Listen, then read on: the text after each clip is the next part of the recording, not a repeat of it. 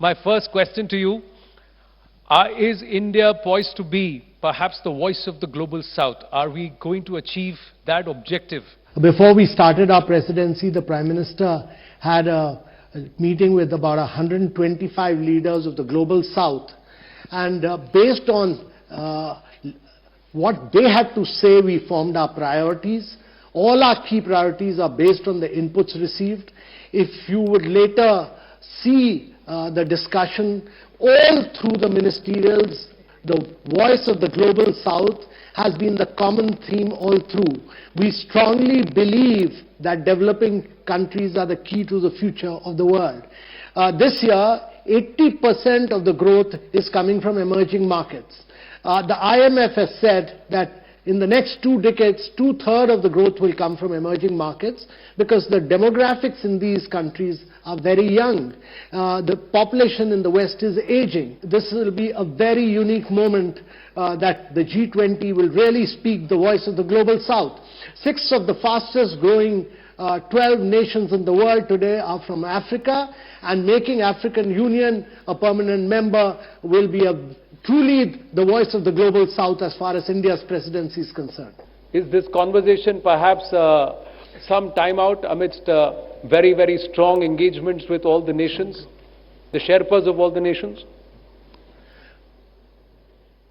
Yeah, the Sherpa meeting is going on. These are very, very tough, very complex negotiation on a range of issues because every single word is negotiated on. There are 29 countries, 20 G20 countries plus the 9 invitee countries. Then you have a lot of international organizations.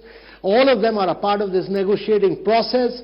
Bringing everyone to a consensus is critical. Every country has a veto power, and therefore it's important in multilateral discussions to bring everybody on board.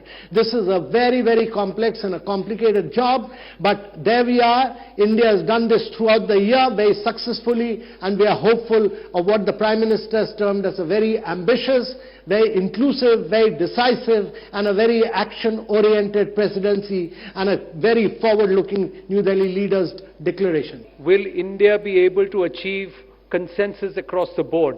Will we be able to assume the role of a bridge nation? So let me, Anand, first say that throughout the year we have focused on key developmental issues of growth issues.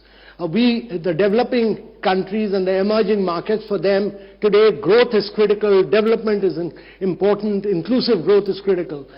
Because the post-COVID era has seen a vast number of people go below poverty line. A huge number of people have lost their jobs. 1/3 of the world is in recession. 75 countries are facing a global debt crisis. So the developmental issues are important. You know, strong, sustainable, inclusive, balanced growth is critical. Pushing action on the sustainable development goals is critical because only 12 of the 169 SDGs are on track. So you need a specific action plan for 2030. Instead of progressing, we have regressed. Then you need action on climate finance, climate action. And for all this, you need resources. And therefore, you need multilateral institutions of the 21st century. You need technological innovation, and you need digital public infrastructure to drive growth and bring financial inclusion. And lastly, one of the key priorities of our Prime Minister has been women-led development. How do you bring women empowerment, gender equality? All these have been the key priorities for us. In the process of the democratization of G20 in Bharat, PM has actually spoken about it when he spoke to us here at Money Control. How much of it has enabled the youth of our country also not just showcase themselves in terms of potential to the entire world, the G20 nations? How has it been received by the G20 nations? Well, we've done our presidency very differently than any other country. In most countries, it is held in 1 city or 2 cities. The Prime Minister's view is that we should take it to, his view was that we should take it to all states of India. We took it to all states, we took it to 60 cities, we took it to the schools, the colleges, the university. We held model G20s, we had several quiz contests, we had a vast number of interactions, and students and all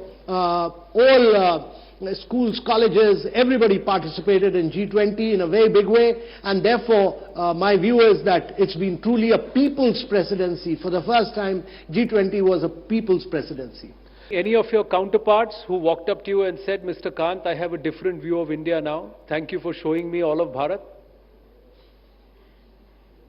Oh, well, all of them. Every single person who has come has become our brand ambassador.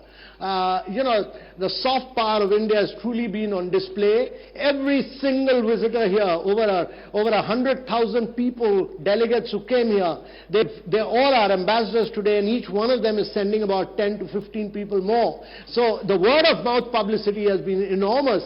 They truly realize what a great country India is in terms of its heritage, in terms of its culture, in terms of its travel, in terms of its tourism. It's just been a phenomenal experience for each one of them.